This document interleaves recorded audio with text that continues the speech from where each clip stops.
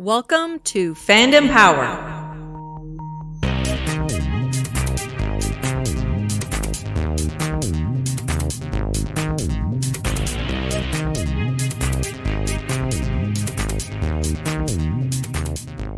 Welcome back to Fandom Power. I'm your host, Wes, and you're listening to part 2 of our roundtable discussion on Star Wars. Let's change gears a little bit. Let's talk about Star Wars and how it's influenced the gaming community. And I think a good place to start with that is to go back all the way to, the late 70s and talk about some of those early board games. Escape from the Death Star. Now, Escape from the Death Star is probably one of the few that I actually remember. And not because I played it, but because it seemed like a lot of people had it. And I've seen it. I've seen it a lot of times since I've been in the toy business, right? So especially with the reprint that came out, last year with the 40th anniversary for A New Hope. Yeah, with the Tarkin figure. I guess that's not last year. That's a couple years ago now. Yeah, it must be. You're right. Yeah. Time is a vortex right now, so. That is true, yeah. So definitely Escape from the Death Star. In my research, there were a lot more board games than I actually thought there were. So I didn't actually go and make a list of them because I thought it would be fun to see if we could actually remember some of the other ones. There's a Sarlacc pit game from '83, I think. That's right. And so the Sarlacc, I had that. I got that as a Christmas present one year. And nice.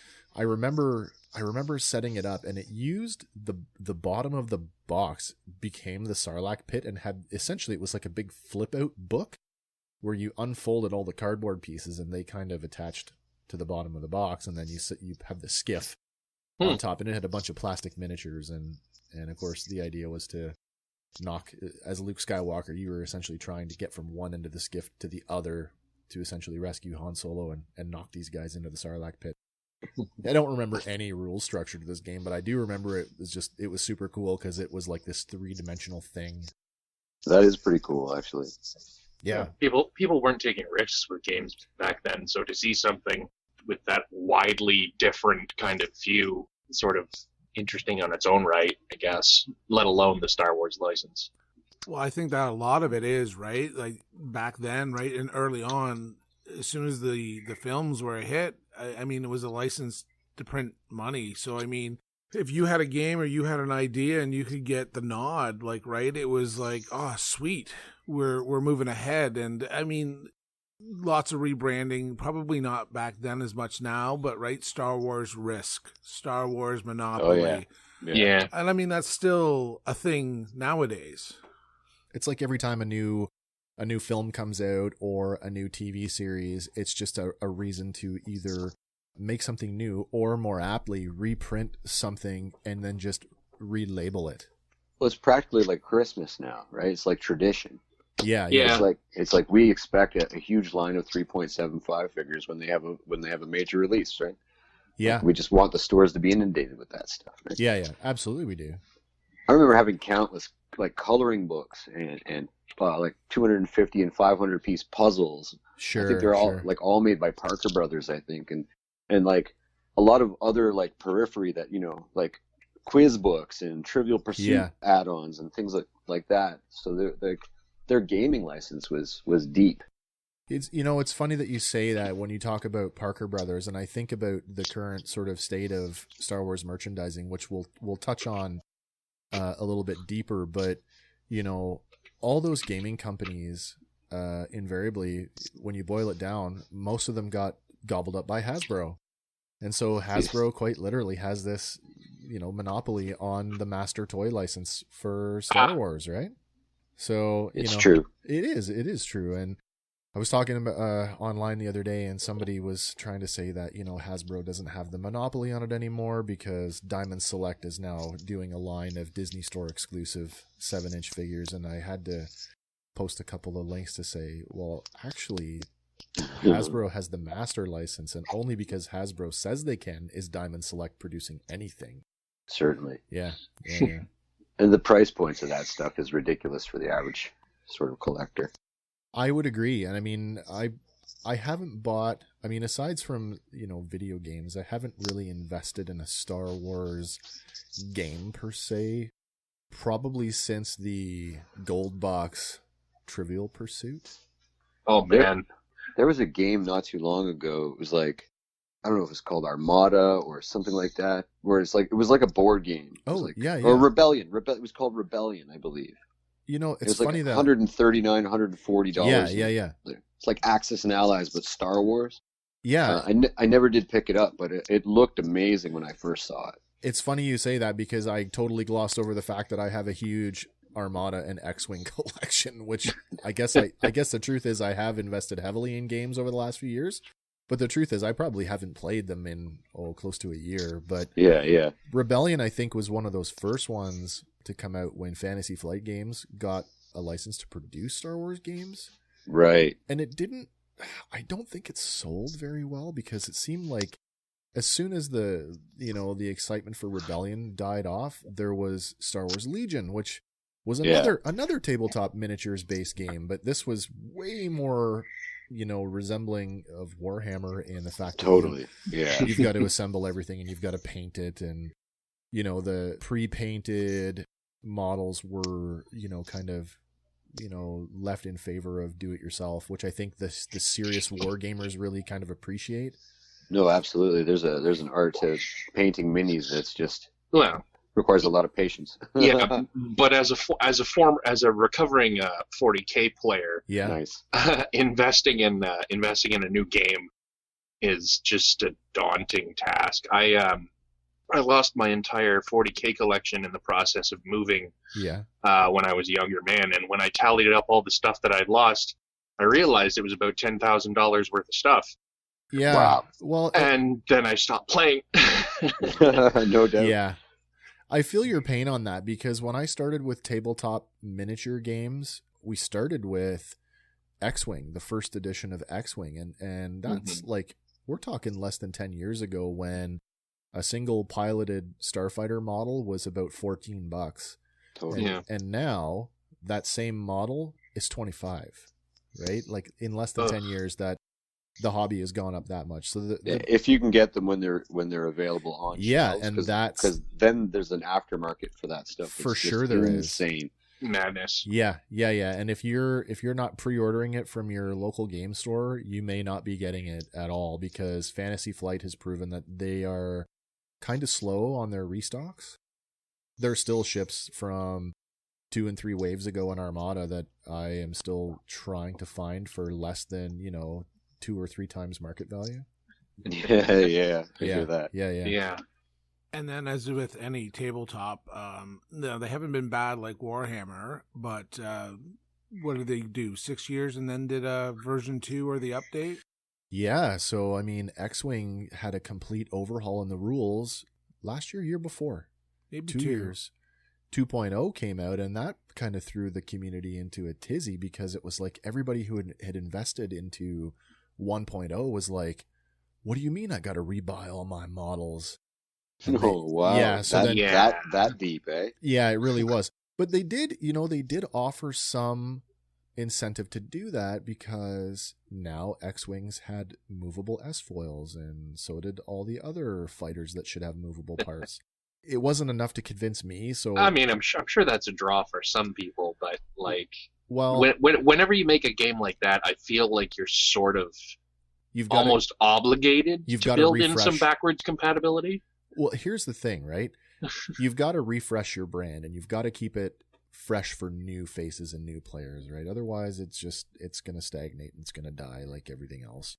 Yeah. But the one thing that they did get right was, I think, and I don't know if it's because of the fan backlash or if it was part of the rollout plan, but they rolled out what they called upgrade packs. So for each faction, with the Rebel Alliance, the Empire, the Resistance, and the First Order, and then Scum and Villainy, they got these upgrade packs, which were essentially nothing but cardboard. And they basically gave you all the 2.0 rules and all the card stock for all the card components that you would need to continue playing with your 1.0 models, which is what I ended up doing. Oh, that was guaranteed that would play it. Well, I mean, the value in that at the time, I think each upgrade kit was like about $50 or $55. But when you looked at weighing it against the price of the actual models must be. When you looked at the number of ships that it would convert, so I think in the Rebel Alliance kit, it allowed you to convert something like 3 or 4 X-Wings.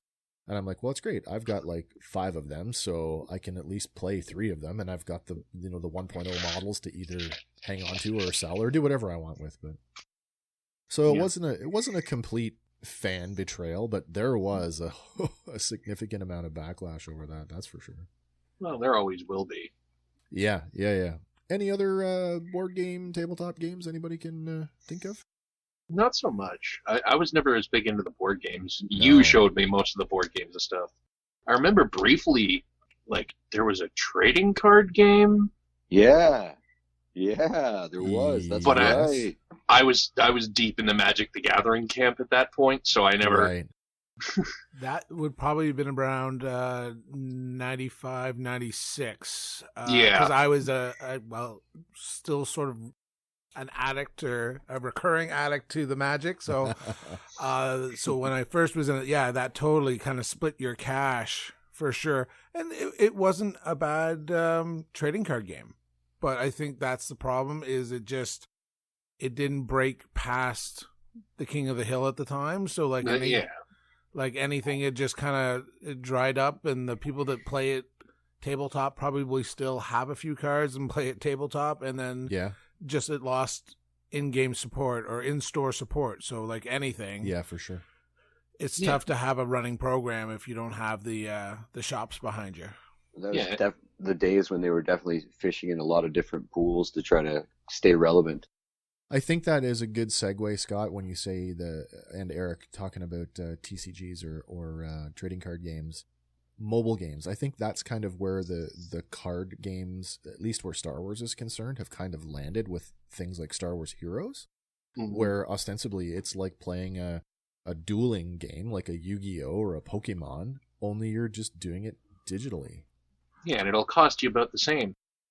Yeah, really. And that, exactly, right? Free to download, but then, right? Dun, dun, dun. Microtransactions. I think the technical term is free to start. And then why can't I get ahead? Why can't I get past level 12 unless I commit to giving you $20 more? And then you try to rationalize it. You're like, well, I've played this game for 100 hours. If I played a PlayStation game for 100 hours, I'd pay $70. And then you go buy stupid coins, and then you're in. There's never been a mobile game that's ever been able to rope me in like that. Oh, no, I shouldn't say that. I once spent $25 on a full version of a Mars, a terraforming simulator. I spent a year on Simpsons Tap Out. Oh my lord! Totally different topic, but oh my god. My wife pulled me back into Pokemon Go after the quarantine started. So yeah. Well, it's a good way to get outside. I mean, yeah. How many gyms are in your building, Eric? There's one gym out back. There's 2 on the corner, and if I go across the street and hold it up just over the fence, I can get to a 4th one. Oh, nice. Nothing like the congestion of population in Toronto. Well, people are generally staying away from people for the most part in the city, so it's not that bad. So seeing as we've landed on video games, anybody got any cool memories of maybe some of their favorite Star Wars video games? Well, I remember hating the Super Star Wars games. Those were the first ones I played, was the Super Nintendo versions, but I'm aware of older ones. That original Empire Strikes Back game for Atari, where you were an AT-AT, or where you were a snow speeder, and it was just endless waves of AT-ATs, and just the game never ended. No, the game you just could never win. Yeah, it didn't get any harder either. It just stayed the exact same difficulty, and still I managed to die a million times. I think that outside of, we briefly touched on sort of the EU and sort of the novelizations of the franchise. I think that video games have been a really solid world building tool for Lucasfilm and Shadows of the Empire. Absolutely. Big multimedia event. You had a novelization, a comic book tie-in, a video game, and it was good. Yeah, absolutely, it was good. I mean, I look at it now and go, yeah, it's dated, N64, but at the time it was fantastic. And go ahead, Scott. Did it run off the Doom engine? I'm trying to think. I played one on PC, which would have been 90s. Oh, you're thinking of Dark Forces? That, Yes. I think, Yeah. and I think I put a ton of hours into that and enjoyed it. So there's a whole fan movement where various people are taking some of these older Star Wars video games and they're reimagining them in the Unreal Engine, and Dark Forces is one of them. Oh my god. Yeah, so I'm not sure what the status of that is, because I know one of the fans was actually redoing Rogue Squadron, the very first Rogue Squadron, and they got a C&D from Disney. So There's a lot of that going around. yeah, I'm not sure what the criteria is to earn a C&D from them, why some do and some don't. But Well, I think it turns out that anyone who can remake a game better than you ever made it, well, you're bound to get a slap on the wrist at some point. But it's catch you. It's interesting. Sorry about that. It's No. interesting because all these game engines, and it's the fact that they're open, yeah. and that's the whole idea, is that the fan base can reskin Oh, for sure. or change it up. And then as soon as you get a little too right, you get you get the slap on the. I think it's interest. Like, if somebody randomly runs across it in their feed and they happen to work for the company who holds the title, Yeah. then it's generally something that's got enough interest in it that it needs a C&D. Maybe.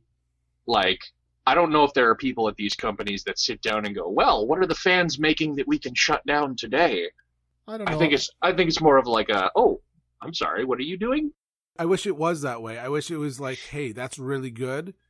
We're gonna buy you out. Yeah. Here's a contract. Or Yeah. we'll bring you on board. You know what? You're doing great work, but it's never like that, right? It's You It know, not. was at one point. There was a few back when they were doing arcade mods, and these guys got picked up right out of college or university. Yeah. And they're like told, stop doing that. Yeah. Come work for us. Was that on a Star Wars project? No, it was on, I can't remember which cabinet game it was, but Okay. That's cool. back though. then, Yeah. when arcades were still, Viable. everywhere. A machine that you put quarters into? Exactly. Okay. What are quarters? Yeah, really. Yeah, so I think Star Wars video games, again, like they're awesome for the world building, but they suffer from the same fate as the EU. I mean, you have all these wonderful games like you mentioned, Scott, Dark Forces, which spawned super popular character Kyle Katarn. So that leads into Jedi Knight and Jedi Academy, right? And now you have these games that, they're no longer canon, but as we mentioned in the last segment, how, the stuff's still out there. It exists. And, just because it's no longer canon doesn't mean that it's not maybe part of your own head canon. Yeah. Yeah. Well, the other thing that some of the games did, like I remember specifically in the N64 version of, I think it was Rogue Squadron. Sure. But right before Episode 1 came out, they Yes. discovered that you could unlock the Naboo Starfighter. Oh yeah, the N1. I remember that too. Yeah. And that was like That was a big secret deal. a revelation. Yeah. Because this movie isn't even out yet, and then they were Yeah. planning this far ahead. Like, whoa! Well, if we wanna dip into the merchandising aspect for a second, the story that George Lucas sold his soul to the devil for his merchandising ability. No doubt. You know that there was a plan for that, for sure there was. Absolutely. My Star Wars underoos agree with you. Oh man. I still have Star Wars curtains. You do. Yeah, I like seen- up right now. I think I look behind remember- myself and go, "There's my Star Wars curtains." I want to say that when we were in high school, you still had bed sheets. Dude, I totally did. Yeah. I had those well into my 20s. I thought so. Yeah. Yeah. Wow. And those were like I just had a original moment bed here, sheets. guys. Sorry, What's that? I just got to interrupt here. Sure. We're having this conversation, and I just happen to be scrolling through my Facebook feed, and what pops up but Lego Star Wars. The Oh, holiday yes. special. The Yeah. hand The with computer's listening. the hand They with the ribbon definitely on it. I thought that was a beautiful piece of multimedia that came out today. Yeah. The It little Lego hand. is very cute to Luke from Dad. I mean, I think everybody had. I had those bed sheets. I think I still have. The only thing I've got left, I think I have a pillowcase. I have a modern comforter and Yeah. bed sheet set, but I don't have my original stuff. That Sure. was yeah. I had a couple different. I had a Return of the Jedi set, I had an Empire set, and I had a New Hope set, which was just Star Wars back then. Yeah. So one thing my dad did right was encourage my madness. Did just out of curiosity, did anybody play either of the Star Wars MMOs that have been released over the years? So I played the Old Republic, Yes. hoping that it would be as good as Knights of the Old Republic, which I hold as one of the greatest stories ever told in two RPGs. Absolutely. The MMO, it was okay. Like, it didn't really do anything that was super special that differentiated it from anything else. The only thing was it was Star Wars. Sure. But it was enjoyable, and I do know some people who still play it to this day. And of course, the cinematics are redonkulous.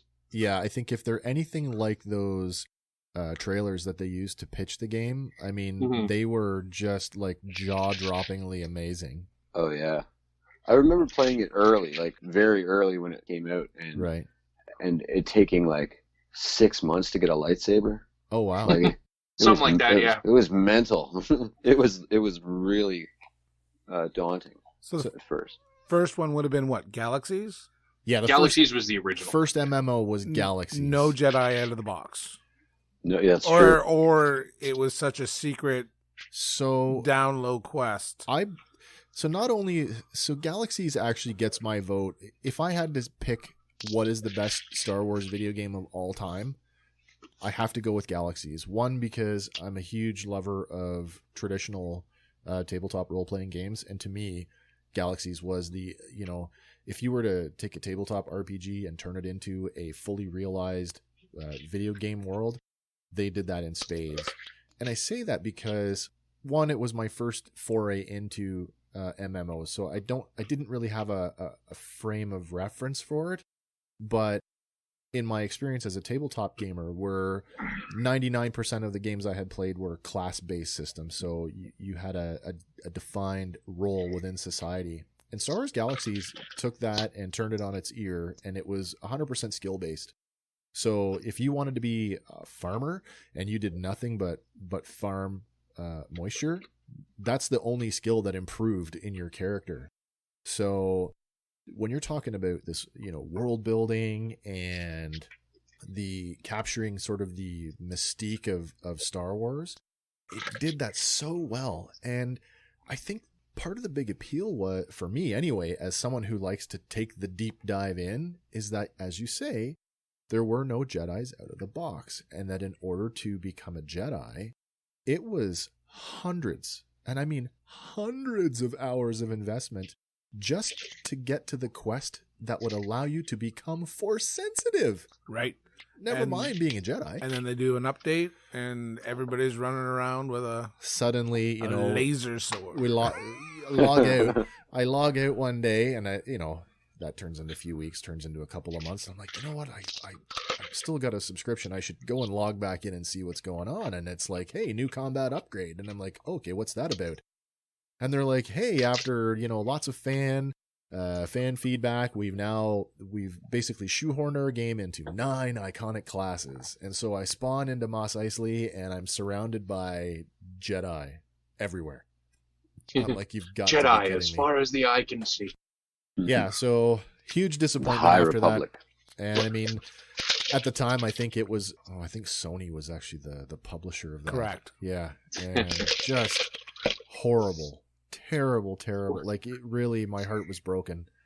So, Well, welcome to every World of Warcraft guild after a new expansion drops. well, yeah, I hear you. How do I play this game? What? Yeah, Who's the bad guy? yeah. So, I mean, Star Wars Galaxies is definitely the one that stands out for me. But there's lots more out there that X-Wing versus TIE well is my favorite Star Wars game of all time. But Yeah. I'll tell you what, Squadrons, this new thing it's with a VR headset, bro. Wow, it's garnering my favor, I have to say.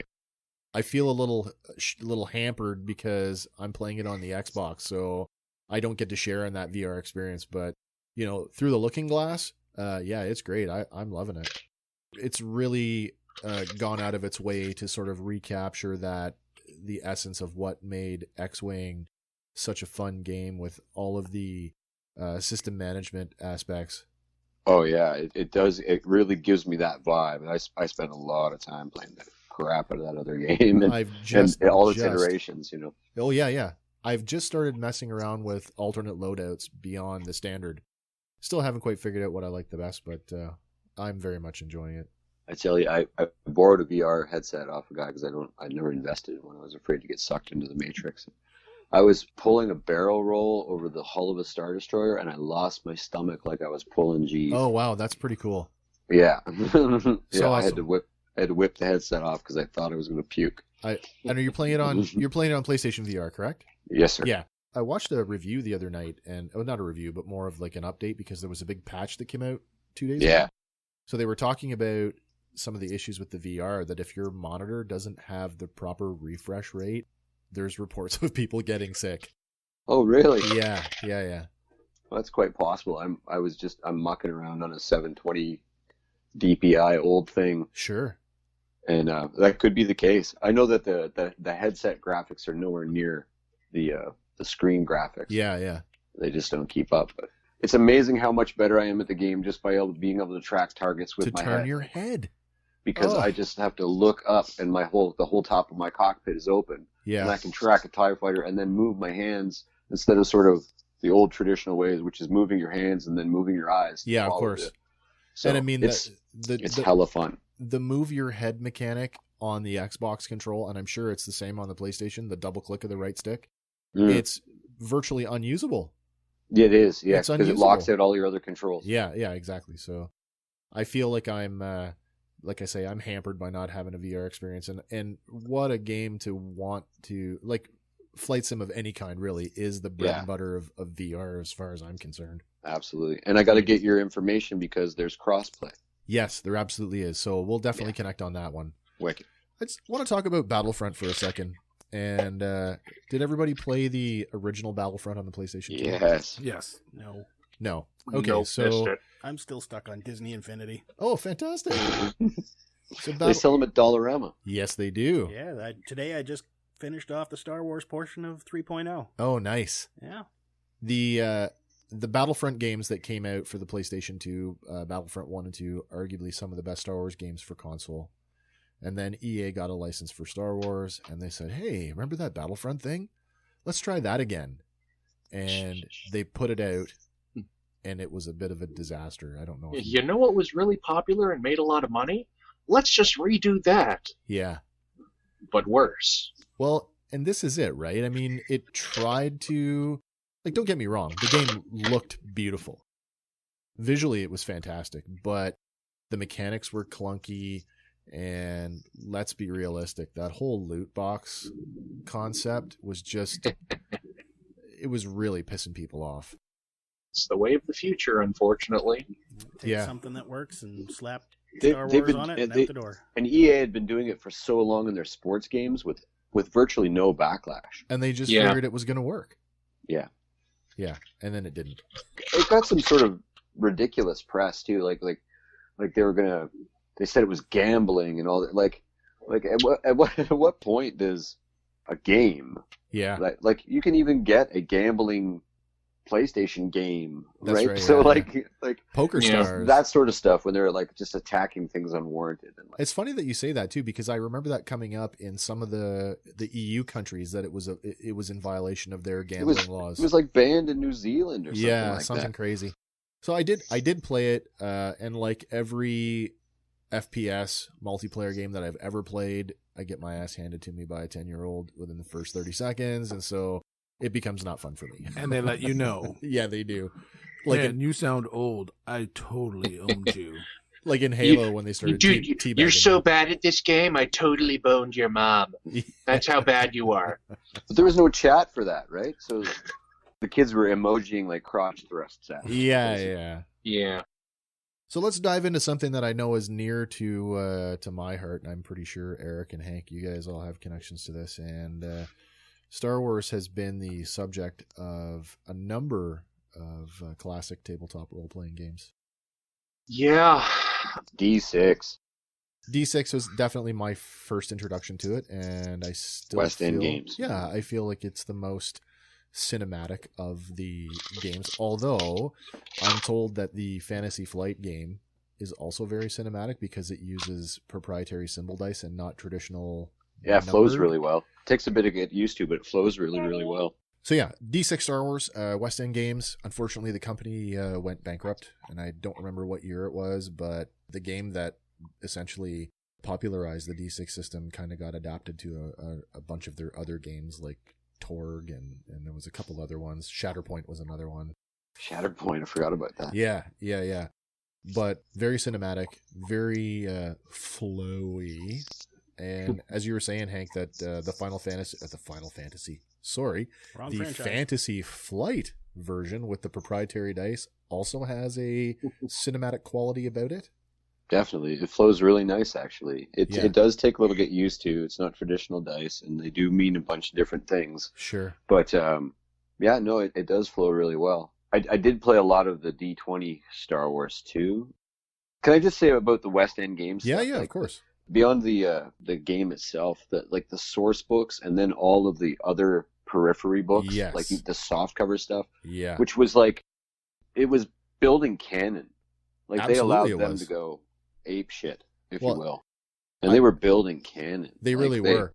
I'd like to add to that because you're absolutely right. And if we going back to the EU for a second, but when Timothy Zahn, who essentially is credited with launching the EU, the modern EU, with his first Thrawn trilogy, Totally. remember that the role-playing books were required reading for him.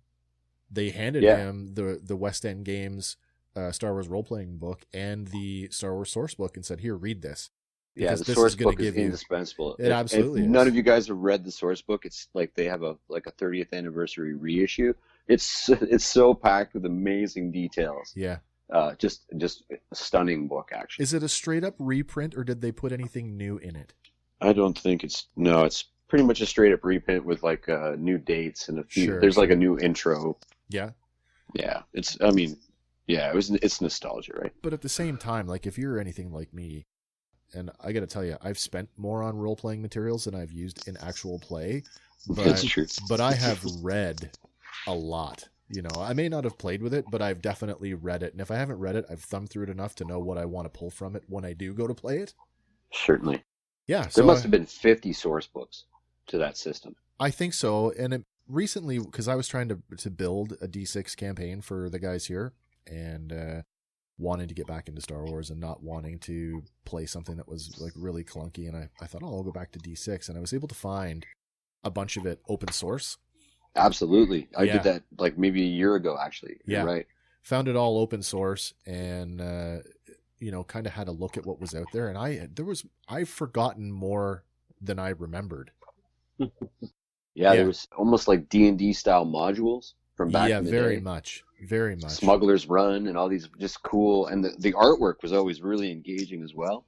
I loved a lot of the artwork. Some of the those old modules used concept art from Ralph McQuarrie. That's right. Yeah, so I mean, they really, looking at the one, I think it had it was an interior of the Mos Eisley Cantina, and it had Luke Skywalker and the alien that would go on to become Chewbacca on the cover, and I'm like, oh, that's really cool, because it's definitely the Cantina. Who's now Zeb. Yeah, exactly. Yeah. Yeah. And that whole, and just totally off topic, but Ralph McQuarrie, that Rebels using that whole style. Yeah. They really, just really leaned into his style. As like a nod to the Deep fans, and almost it works so well. Sorry. No, totally. Hey, Segue. you don't need to say sorry, man. We're here to gush on this stuff. So then you have this period of, I don't know how long. It's 10 years or more that Wizards of the Coast, a subsidiary of Hasbro, had a license to produce Star Wars games, and they ended up rolling it out under their D20 system. So, if you're a Dungeons and Dragons fan, you'd be more than familiar with the D20. If you played the 3rd edition of Dungeons and Dragons, then you'd be intimately familiar with the mechanics. Very, of how that very works. reminiscent, if not completely stolen from Palladium's D20 system. Well, I have to agree with you. Like, they took sort of the best things about the Palladium system and then just kind of folded it into, what they were doing, and Added feats. yeah, feats, yeah. Well, in fairness, the whole D20 system has been open source for Right from the day one. longest time. From day one, Pathfinder. too. That it's kind of accepted now that people are going to steal from other things. Like, hell, even 5th edition D&D stole some of its best stuff from 4th edition D&D. Now, it's an upgrade, but Yeah. Like, it's very clear when you look at the broad spectrum that people are just taking whatever works and slapping their own coat of paint on it. Certainly, So, I mean, standing on the shoulders. Yeah. Arguably, 4th edition Dungeons and Dragons is the poorest received edition in history. It is the red-headed stepchild. Let's be It is. We could do a whole show about how much I hate that game. So later, bud. Later. but there is a Star Wars connection, right? So before 4th edition Dungeons and Dragons launched, Wizards, with their very last kick at the Star Wars cat, put out what they called Star Wars Saga Edition. Yes. And it was sort of the test bed for 4th edition Star rules. Wars Playtest Edition? Kind of. But I have to say, of all of the Wizards produced editions of Star Wars, Saga is my favorite. You know, call me. It's a beautiful book. The original book, that actual physical book to hold in your hands, is like a tome. Well, the smaller format, they used I can't tell you the dimensions, but it was like almost half the height, but still the full width. Right. Yeah. The revised, I think the second version, the Star Wars revised D20, that was the big. It was. Okay. Yeah, it was pretty close to the size of the original Pathfinder Player's Handbook. Huge. Yeah. Yeah. A monster. I see what you're saying now. Yeah, for sure. So yeah, role-playing games. I nearly failed high school because of role-playing games, quite honestly. So I loved them all. I owned them all. And some of them I owned, like specifically the Star Wars stuff. Yeah. Owned it and hardly ever played it, and just sort of owned it to own it. You know what? That's me even today, just owning it for the sake of owning it. Not because I want to covet it, but because I love it. No, absolutely. Well, I think we've really kind of dove hard. If I could cut back just for a second. Yeah, of course. The whole premise of, slapping paint over something that's already there. Yeah. Back in the 90s, the fighting games that were super popular, your Mortal Kombat, Street Fighters, and then PlayStation had Masters of Terracasi. Yes, they did. Oh, I forgot about that. And it wasn't the greatest, but you still got to be Luke. Yeah. I was reading an article about that game recently where they were talking about the unlockable characters from that game. Do you remember who they were? Vader. Yes. No, you got me. Fan favorite, female. Oh, Mrs. Luke Skywalker, Yeah. Mara Jade. That's right. Yeah, and I think there was a third unlockable. Princess Leia in the slave Leia garb. Yeah. My favorite. Always Stormtrooper unlockable. and Jodo Cast. Oh yeah, Jodo Cast. Jodo Cast. The Boba Fett ripoff. So Jodo From the Marvel Comics. Cast, yeah, and then also made he is entombed in one of the D6 modules. That's right. Yeah. There was also a stormtrooper that you could get. Why? He probably couldn't hit anything. I mean, that was the joke. You got to have your oh, I'm so much better than you at this game character. I can beat you with a stormtrooper. Yeah. It's like playing Axis and Allies and saying I can beat you with Russia. Jeez. I've done it. All right. Because it is the people. So one of the things that is exceptionally prolific about Star Wars that I think we can all agree on is the music. Oh, yeah. And you almost, like, as soon as you say Star Wars music, you can almost hear, John Williams' score in your head, right? You see the 20th Century Fox, the fanfare a long time ago in a galaxy far, far away, and then the crawl opens. Yeah. And it's like a punch in the face, right? It is.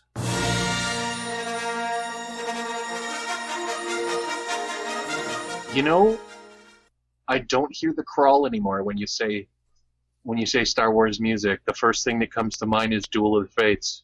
Really? That's so weird to realize just now, but it's not the crawl. Well, it's interesting that you say that because outside of the main title fanfare or the main score, arguably Duel of the Fates probably is maybe not the most recognizable, but it's definitely top 5. Yeah.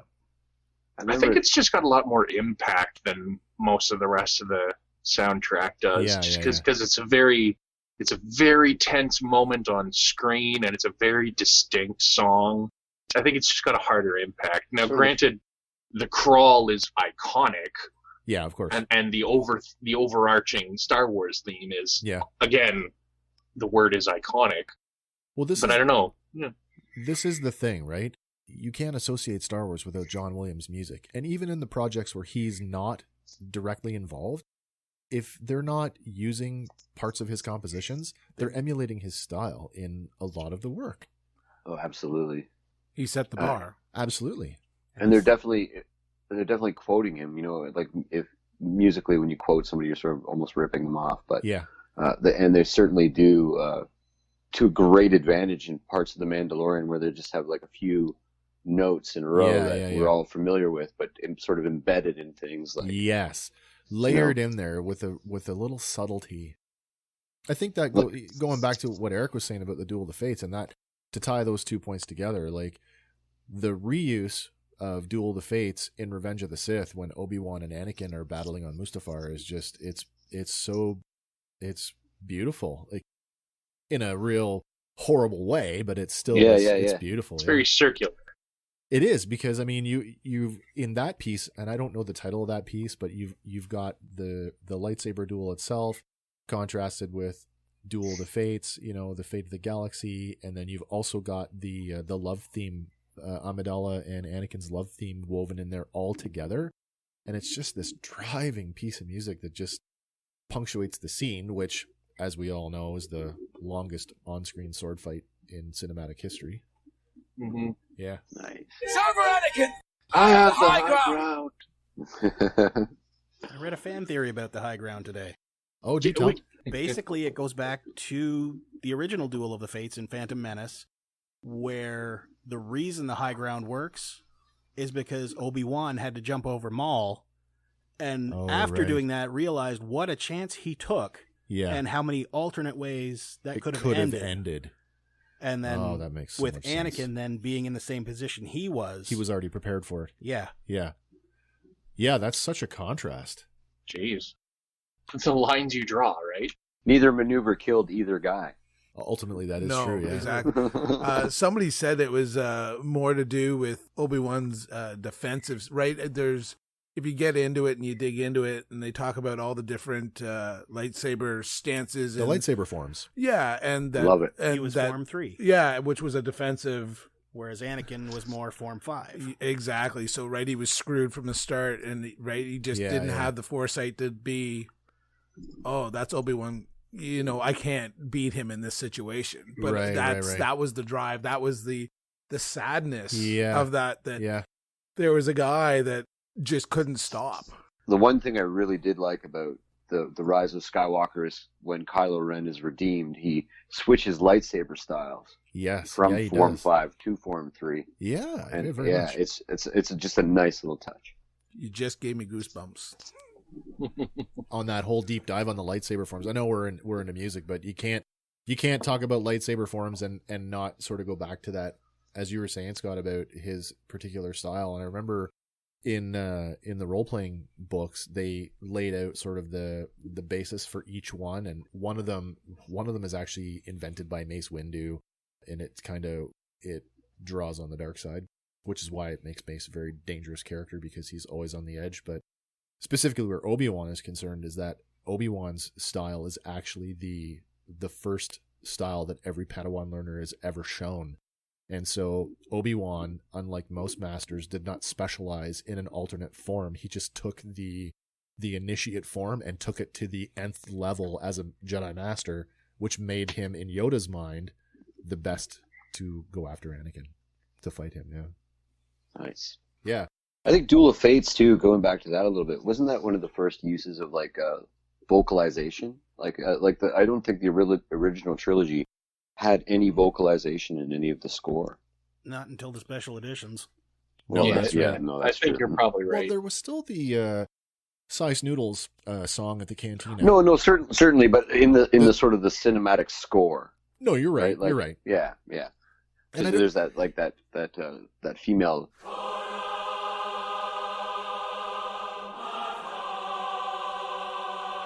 Yeah, and I mean the Duel of the Fates. I don't even know what it is that they're saying. No, Doesn't matter. It's Orabesh.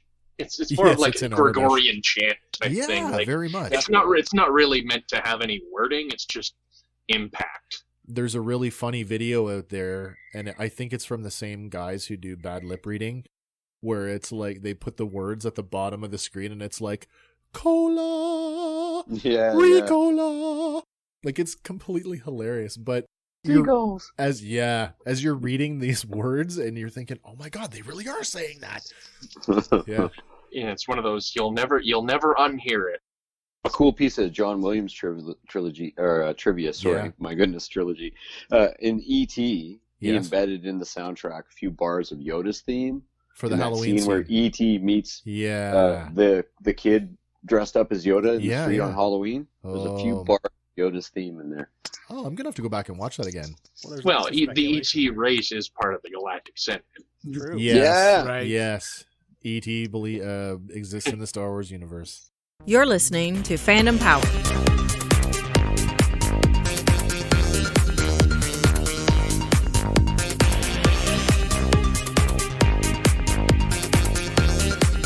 So talking about Star Wars music that did not have lyrics, it brings me to an interesting point, and this is absolutely hilarious. But does anybody remember when Bill Murray went on Saturday Night Live and sang Oh Star my Wars? God, yes. So you know that's a real song. I did not know that was real. Yeah. I thought he might have been ad-libbing or whatever, but it's Star Wars. Yeah, those Star near and Wars. far wars. Yeah, so Da-da-da-da. he's essentially riffed on the words, but there's it's a riff on the You're disco. telling me there's an actual vocal version of that song? Well, there's Bill Murray, and I mean, arguably that's sort of a pop culture influence, but for him to be singing the main title theme is it's funny as all get out. But it's fantastic. back in let me look at my notes here. So back in 1977, there was a record release that was called Star Wars and Other Galactic Funk, Mm-hmm. and on that record was the heavily disco version of the main title theme. With the R2-D2 sample, like Yes. and they had lasers and everything. Yes. Dude, my dad had this album called Disco Fever, and that It was track on it? from that album was on Disco Fever, and I think I wore that album out. So if you listen to the whole thing, it went through the main title theme, and it went right through the Cantina song as well. Oh my God, the Cantina song. Has there ever been a worse earworm in a sci-fi movie than the Cantina song? What are you talking about? I'm hearing it right now.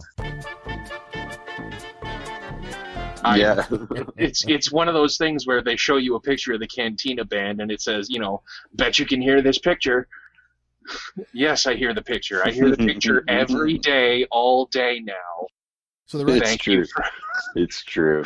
the record was made by a guy by the name of Dominique Monardo, who went by the name of Miko. And what I find hilarious and yet weirdly not surprising is that song actually spent 2 weeks at the number 1 position on the Billboard Hot 100. Oh my God. That's amazing. Power Play that fans. same song. Okay, same song. So yeah, here's a cool point for you. I'm going to go back to the 80s for a minute and talk about the Droids cartoon again. I didn't have a clue about this until I was doing the research for this episode, but did you guys know that Stuart Copeland co-wrote From the Police, I and- did know that. and performed the Droids theme? I did know that. Yeah. That's a weird one that I did know. And it's definitely There weird. wasn't the Ewoks theme written by some famous jazz guy or something like that, or blues singer. I looked it up and I couldn't. There wasn't a single piece of his music that I could identify with. So I'm like, I don't know anything about this guy. But you say Stuart Copeland, I'm like, well, yeah, he Definitely. he was moving into doing film production or film scoring when the Police were breaking up. So no surprise that was an early project of his. That's fantastic. So here's one for you, Hank. Remember way back when I still lived in Dartmouth? Yeah. And we went to see the 2009 Star Trek. That's right. We went to see that movie. We both loved it. We both raved about it. Do you remember who Yeah. did the score on that? Jesus, I don't, man. So that's a guy by the name of Michael Giacchino. Okay. So if it sounds familiar to you, he also did Thor Ragnarok. Right. Okay. Oh, sorry, not okay. Thor Ragnarok. That's not true. He did Doctor Strange. I should say that. Doctor Strange. Yes. Oh, all right. Okay. I couldn't figure out why I'm watching Doctor Strange, and it sounds an awful lot like Star Trek. But it's Michael Giacchino, and so Michael Giacchino scored not just a Star Trek movie, but he also scored Rogue Was that One. Solo? Rogue One. Rogue One. Yeah. Wow. See, and that was one of the, like, at first I was like searching for the music to hit me in the feelings, and it didn't matter after about 30 seconds. Yeah. Like that, it worked so well. And I sort of thought, okay, it is possible to uncouple Star Wars from John Williams because they're so intrinsic, right? And still have it work. I agree with you. Yeah. And for a long time I thought, oh, if this guy dies, they're just going to have to, like Recycle. chop it up in Fruity Loops or something for us, right? But no, it gave me a little catharsis, like to let that feeling uncouple and go, no, this can move forward with brand new stuff. For sure it can. Which is why I really love what they're doing with The Mandalorian. Well, here's the thing. Like, you talk about uncoupling the music of Star Wars from the visuals of Star Wars. And now I'm gonna butcher this man's name, and I don't mean to, but tell me that Ludwig Göransson or Göransson? Tell me that he's not doing that in spades. Oh man, he's doing fantastic things on that soundtrack, like that. Going back to that Disney show, the Gallery Show, where they do the behind the scenes and the making of, and they get to the music episode, and he kind of takes you through sort of the building of the theme and all of the wind instruments that and multi-instrumentalist too, right? Like, he's playing everything and as he's writing this music, and it's just so, when you say like The Mandalorian is really like a Western, the music is just like, yeah, like it's definitely a Western. And they actually, there's some a track or two from a Mongolian like metal band called The Who that gets used. Yeah, like they have a few cool tracks on at least one of the episodes. Sure.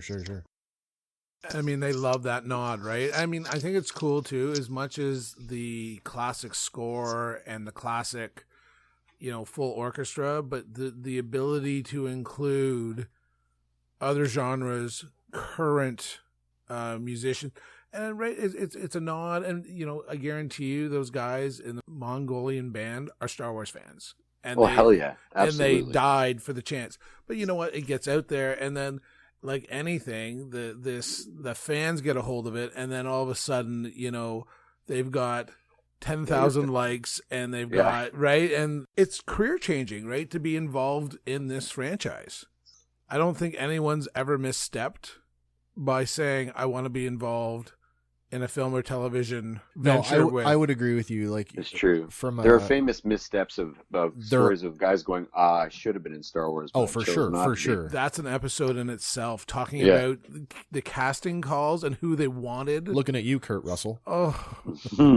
Well, you want to talk about casting calls. I think we need to do a speculative episode, because remember last time we said that Star Wars is definitely going to be remade in our lifetimes? That's true. So there's an episode for you. Casting call. Oh, who's in your reboot of Star Wars? See, I'm too old for this because I don't identify with enough young actors. This is it. I'm with Hank. I just don't know. I mean, sure, you could, if Daisy Ridley wants to come back and play Princess Leia, I'm okay with that. I would buy it. If Billy Lord wants to play her mom, sure. The memes of Sebastian Stan all like body morphed with his face morphed on Mark Hamill, and it's like, yes, I have seen that. Yeah, Sebastian Stan could play a 35-year-old Luke Skywalker, no problem. Sure, maybe he could play an heir or an offspring. Yeah, little Cade Skywalker. It can't just be a reboot. It's got to be a gritty. Oh yeah, it would be dark. Reboot. Yeah, it would be super dark. Cyberpunk. Star Wars, directed by Ridley Scott. Okay. Or Tim Burton. Oh my God, singing pumpkins. No, I don't want my Star Wars in stop motion. Thank you. This is Dagobah. This is Dagobah. I've already had enough Robot Chicken. Thank you. Yeah, we got to work with Danny Elfman. Danny Elfman. Oh my Lord. Jesus. Yes, I always thought, and forgive me to all the listeners, but he always felt like John Williams is sort of retarded little brother. Well, in a sense, you're not wrong. How about disadvantaged? That's probably better. I'm 50. You guys can. I'm sorry. No, it's fine. We Fair we get the thrust of your statement. Fair So enough. I was thinking like I did a little research too. Yeah. And I just kind of Googled Star Wars references in music. Sure. And Oh my God. there are hundreds. But the thing I didn't know, and I know like I'm a big rap music fan, so I knew Yeah. about the band Jedi Mind Tricks. I don't know if you guys know about that. That's a new one for me. But I was amazed at the number of bands that are like directly like there's death metal bands named Hoth. There's a band named Army of Kashyyyk. Oh, that's There's a super cool. hardcore metal band called Anchorhead. There's Obra Sky. There's like Nice. Deep Cuts, right? There's a death metal band called Vader. Yeah. Yeah. Everybody remembers. I hope everybody remembers Weird Al's cover of Lola by Yoda. Oh, of course. with Yoda. Which Yeah, is yeah. just like I had that word for word when I was a kid. Where it babbles all the time like a giant carbonated soda. Oh, you just nailed it, man.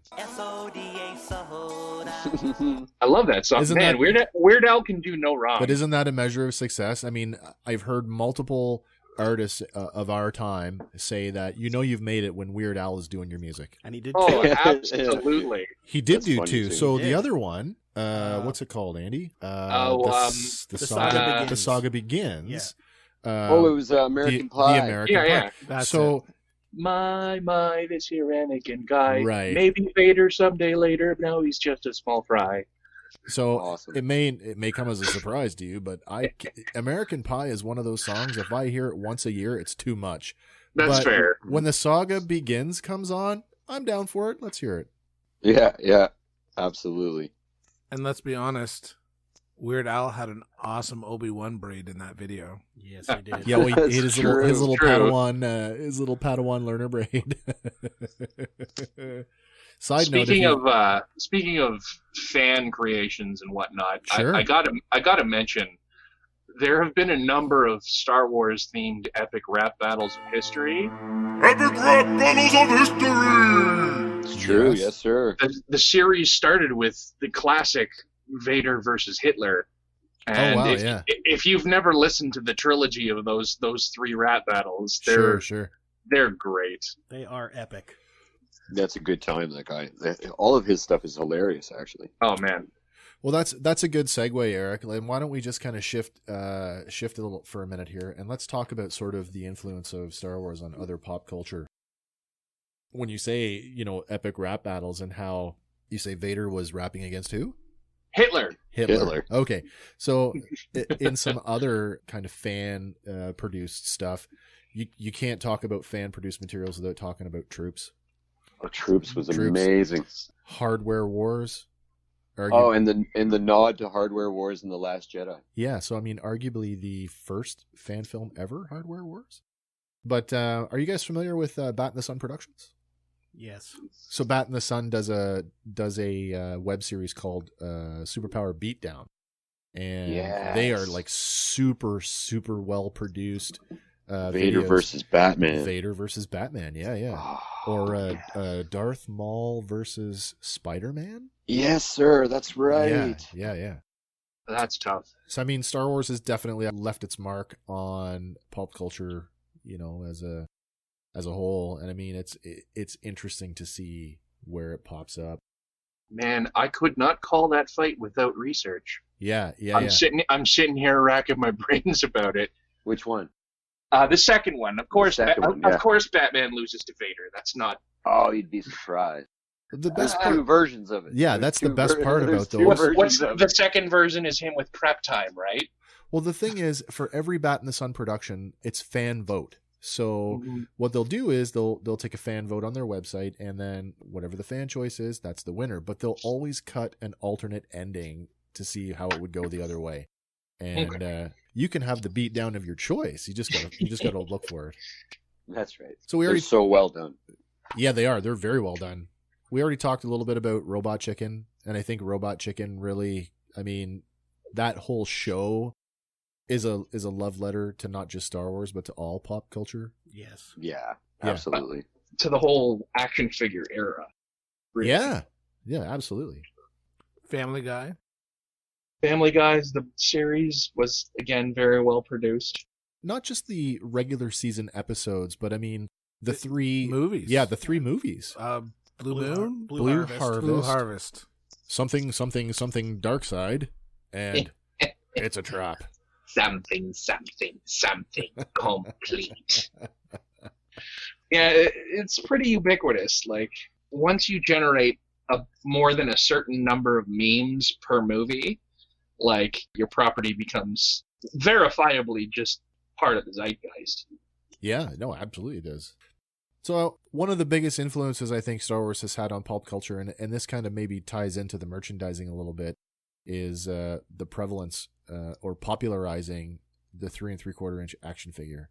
And I know that they weren't the first. I mean, Fisher-Price was running their Adventure People line, and it's a 3 3/4 inch line. And in fact, some of the prototype Kenner figures were sculpted off of those Fisher-Price figures. But you can't tell me that Kenner did not set the bar for the remainder of the 70s and all of the 1980s and arguably into the 1990s on action figure scale and what action figures should be. It literally gave me the gateway to be able to like create stories. Like, I'm not sure that I would have been as creative as I am if I didn't have, that sort of outlet, but it literally let me make Star Wars movies. Of course it did. And speculate on what would happen in the next one possibly. And then when Empire came out and there was even more figures, and then and you knew Jedi was coming at one point because of the cliffhanger. So it let you, and like I think I said it before, it's one of the ways I connected with my father a lot. It was that he was always good at sort of feeding my addictions like that. Yeah. And so I probably had 98 figures. I had probably most of the ships. I know I had most of the play sets. I was quite spoiled in terms of my collections.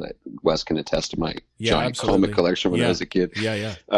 And it really changed the way that I it became something like I coveted something. I defended it. Like it was like friends would come over and they'd be like, look at all your Star Wars figures. You want to play with them? I'm like, well, they're not really toys, man. Like, like they are. You were ahead of the curve. Just don't look. Just don't breathe on them. You know, like, put your gloves on.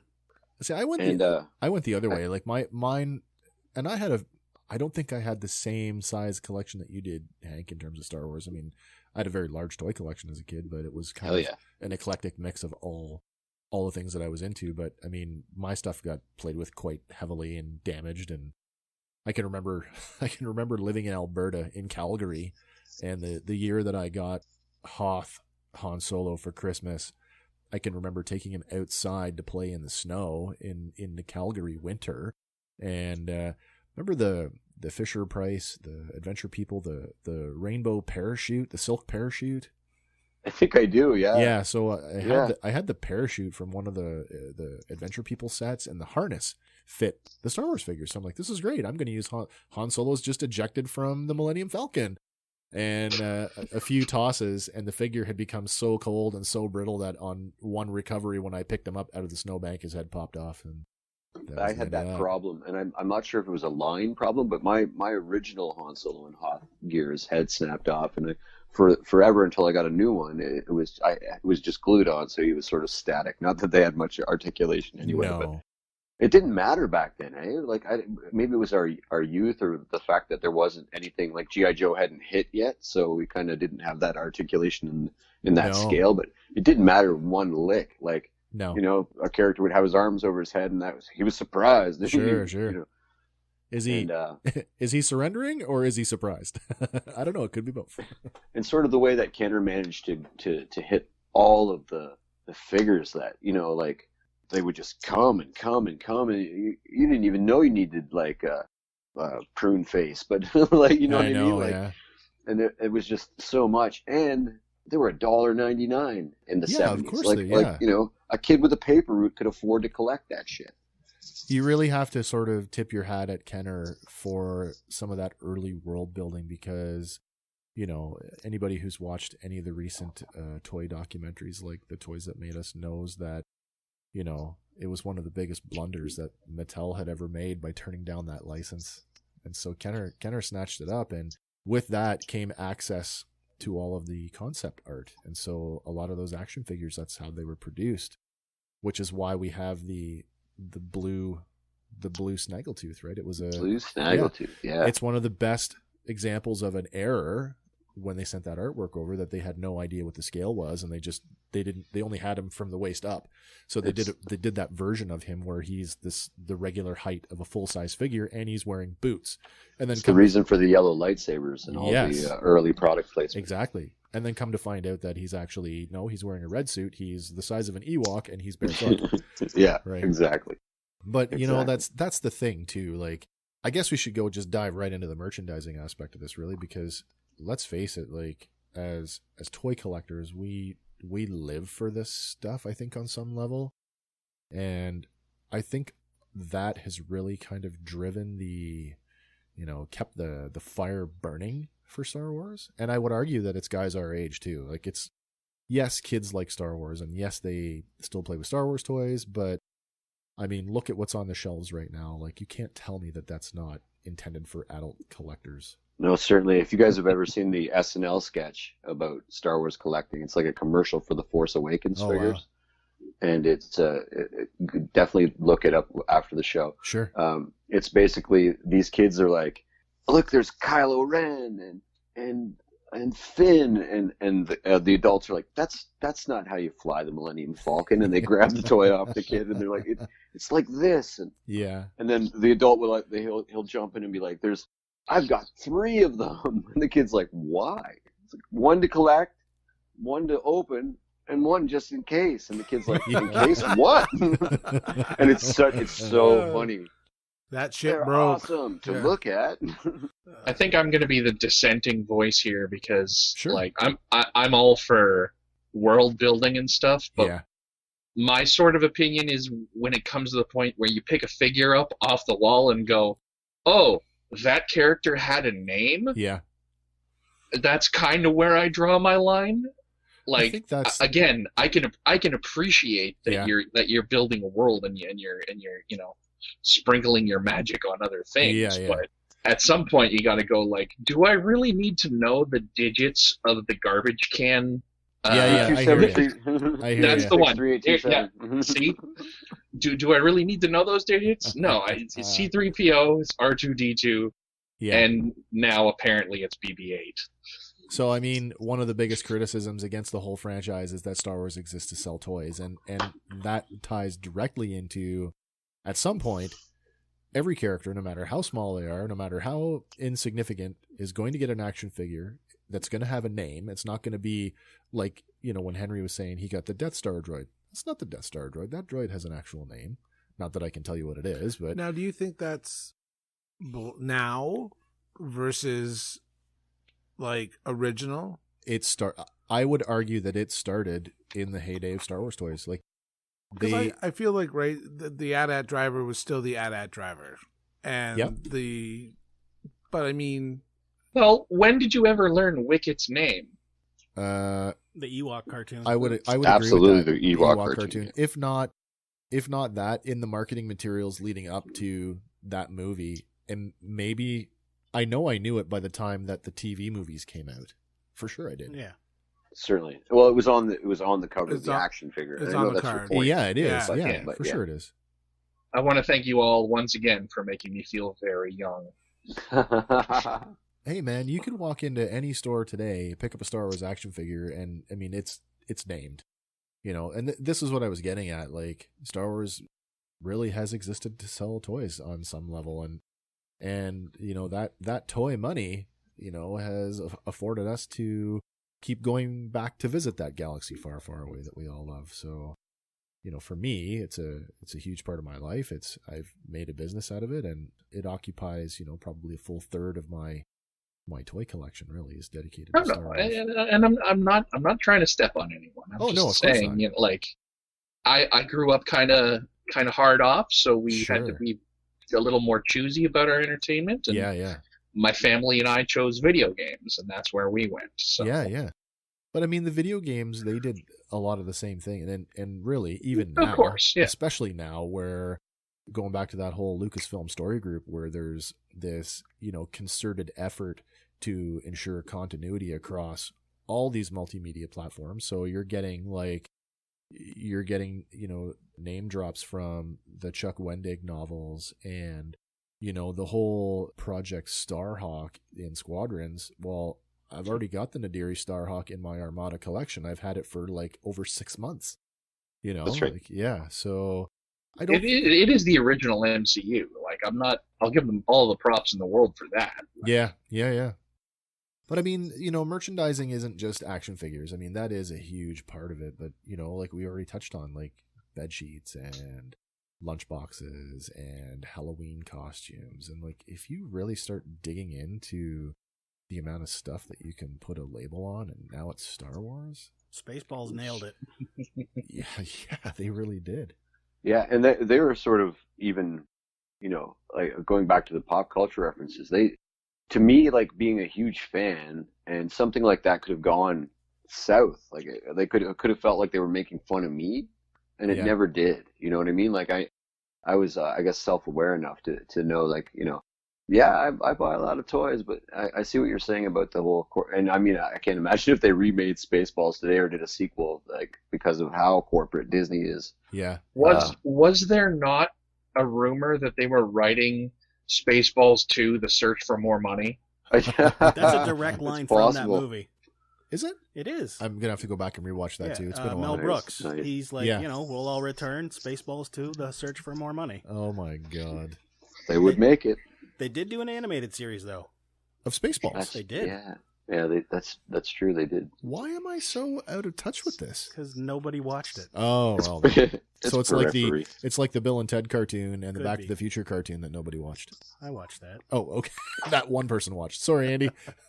I'm looking around my room right now, my studio that I have, and I'm seeing, like, I've got A New Hope and, well, Star Wars and Empire glasses from Burger King. Oh wow! And I also have, and I'm looking at a Return of the Jedi pencil case. Yeah. I have a set of Rogue One 3D glasses from the theater. Yeah, from the theater. Yeah, oh, that's cool. They're like stormtrooper glasses. Nice. Yeah, they look like, I remember like Ray's thing. Oh, cool.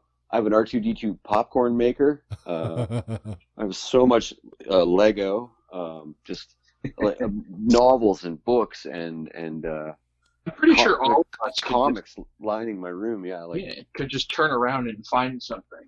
Certainly, and it's so obscure. And I think I remember being a kid in the '70s and like Star Wars toys, like the action figures. To a lesser degree, the ships and the playsets, but the action figures were in gas stations. They were in Canadian Tire. They were at Shoppers Drug Mart. They were at Kmart.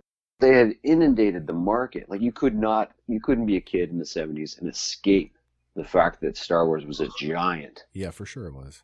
And I think now it's sort of hard to even shop in store for stuff. That was the good part of being a collector or wanting them or wanting to play with them as a kid, right? Because no matter where you went, you didn't have to go to it, right? There was no store exclusives. There was true. Right? The biggest thing I can remember is collecting backers to get my Emperor and mailing absolutely. And mailing away. Mail-aways.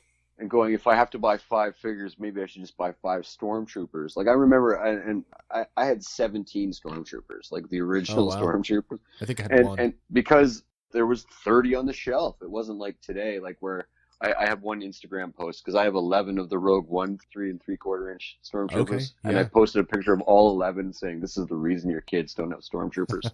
Nice. So, but back then it didn't, like you weren't not going to get the IG-88 because there was 15 on the shelf. That's right.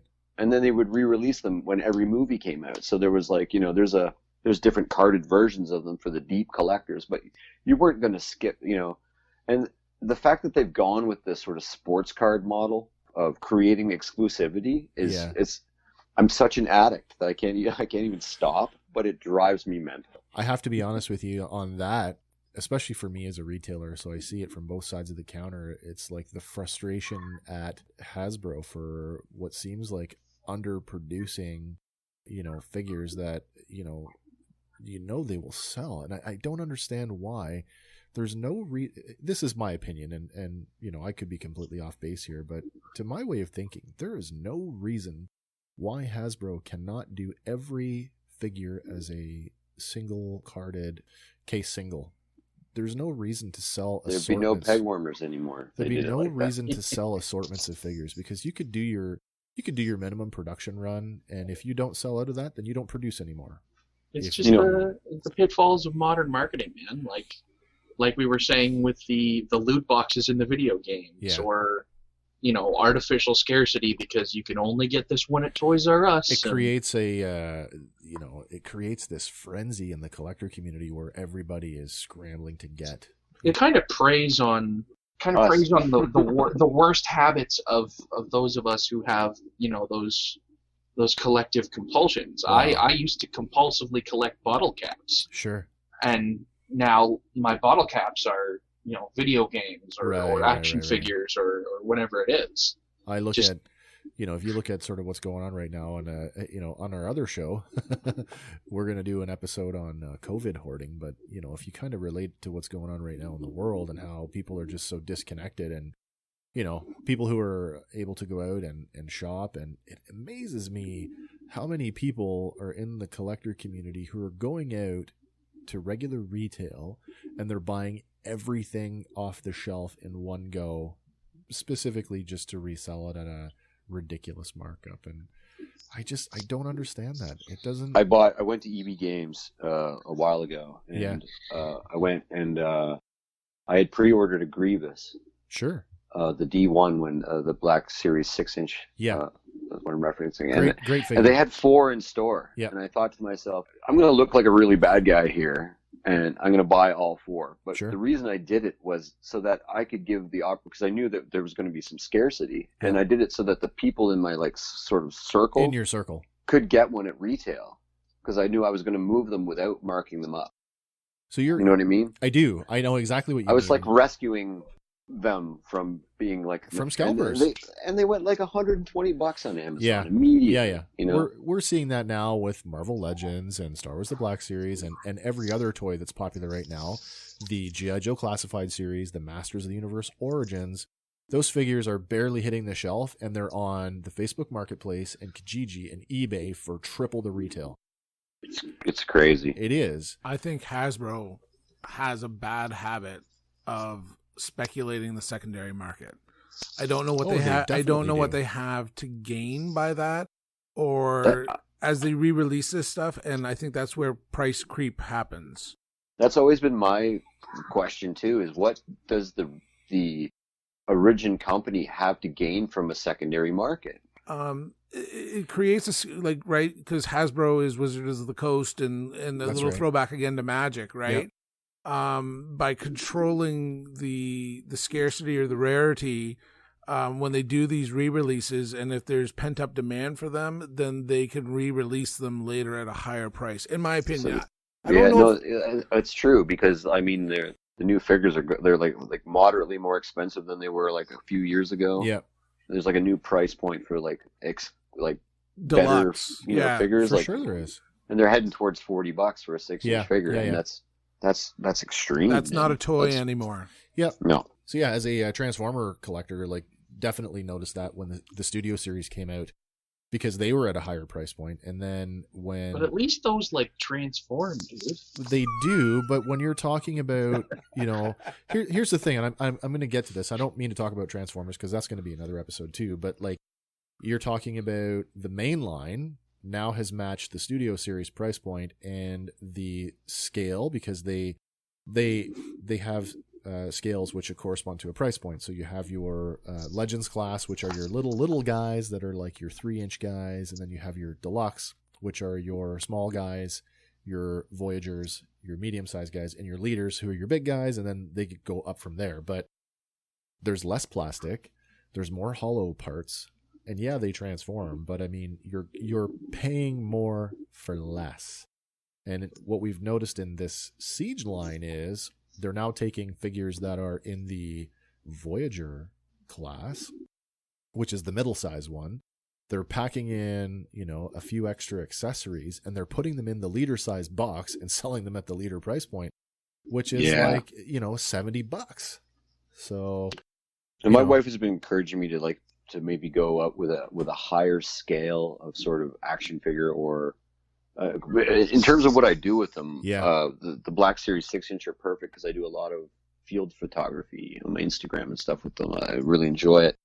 And, there are a few figures that are just like sort of shelf warmers that look good. And so like the Fig Arts figures, but like who can afford them? But she's like, wouldn't it be nice to have like a non-sort, they're still corporate, but not this like corporate demon selling you figures. If you could only afford one like beautiful Obi-Wan a year instead of like my 200 friggin', vintage collection. And so she's actually really interested in the people that are modding figures and making customs. Oh, yeah. And so I've dabbled in that a little too. And so she's really sort of trying to get me to break away from the corporate collecting structure.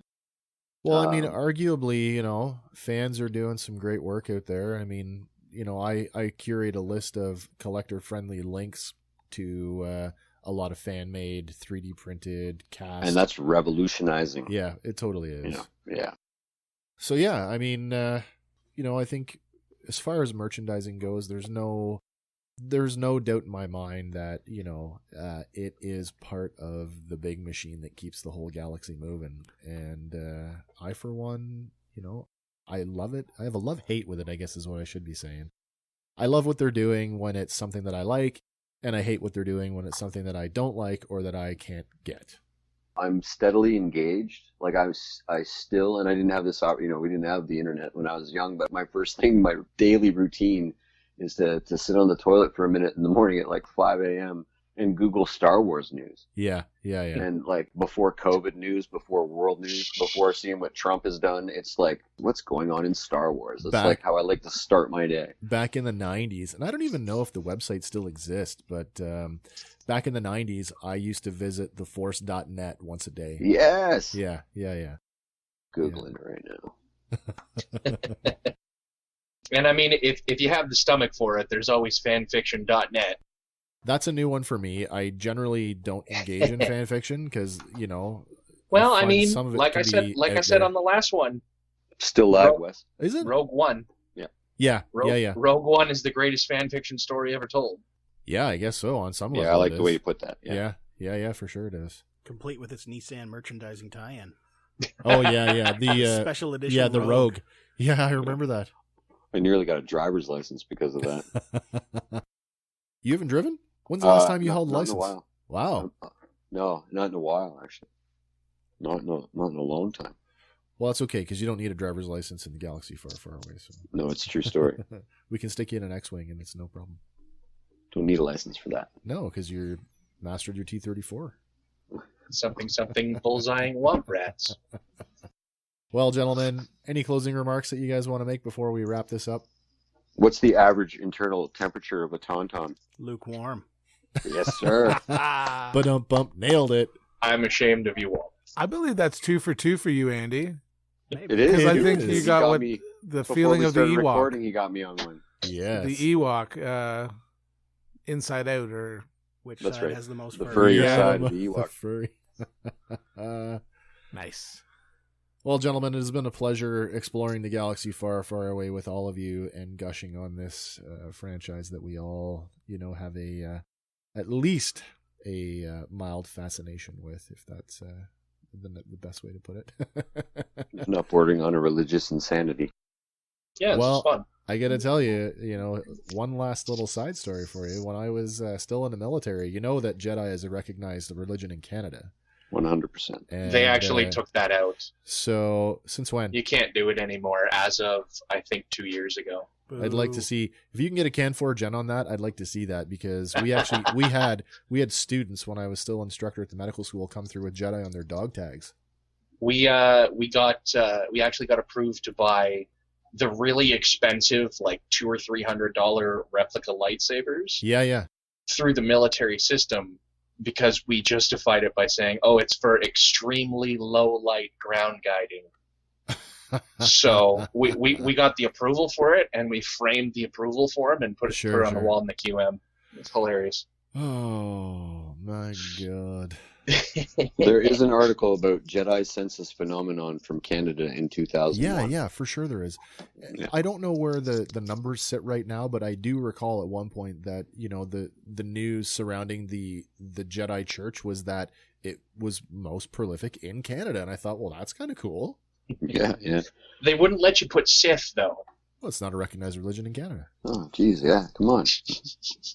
They do have. There are lightsaber battle schools everywhere. I have seen that. Yeah. And some of them have even been cease and desist for using the term either laser sword or lightsaber. Oh, but wow. they're still out there battling with their light sticks or whatever they've got going on. Sure. Beam blade. And it's kind of fitting that Canadians have now made the first lightsaber Yes. fully functioning. I saw that, yeah. Yeah, Hacksmith Industries out of Kitchener has produced a retractable plasma cutter, essentially, that runs on propane and oxygen. And for all intents and purposes, it looks like the old proto-saber, I guess we call it. Multicolored. Yeah, super cool. They were adding various salts to the fuel stream to change the color, and they were able to get green, orange, red, Blue and amber, I believe. Yeah. I mean, they were able to get like a multitude of colors out of this thing, and it was pretty awesome. See, this is how you know we're living in the future. It used to be like, look at what Star Trek has given us, but now we're making Star Wars shit. Absolutely. Bring me my twin ion engine. Yes. Ramjet technology, I think, is actually kind of where that's going. Oh God, we need to stop. Okay. Well, listen, guys. It has been a slice, and I've really enjoyed talking Star Wars with all of you, and I know that any one of these topics that we've lightly scratched over the last 2 recording sessions, we could have done an entire episode on any one of them, and in fact, at some point, we'll probably come back and we will revisit some of these things in greater detail. But before we sign off, gentlemen, any shout-outs you want to do, let people know what you're doing, where they can find you? Not quite yet. I am sort of setting up a streaming setup, but it's not ready to go yet. Once it is, you'll hear about it. Awesome, Eric. What about you, Hank? Where can people find Docking you? Bay 95 collectibles on most social media. Awesome. Well, that's it for me. Thanks again for having me. Of course. Thanks, sir. Yeah, absolutely. It's been a blast. I can't wait to do more of these. And we will absolutely do more of them in the future. Once again, gentlemen, thanks so much for talking Star Wars, and we'll catch you on the next episode. May the Force be with you. May the Force be with you. The Force will be with you, always. Hey guys, thanks for listening to Fandom Power. Be sure to like us on Facebook and follow us on Instagram and Twitter. Stay tuned for our next episode where we'll be talking about another one of your favorite fandoms. Fandom Power is a Sawcast production.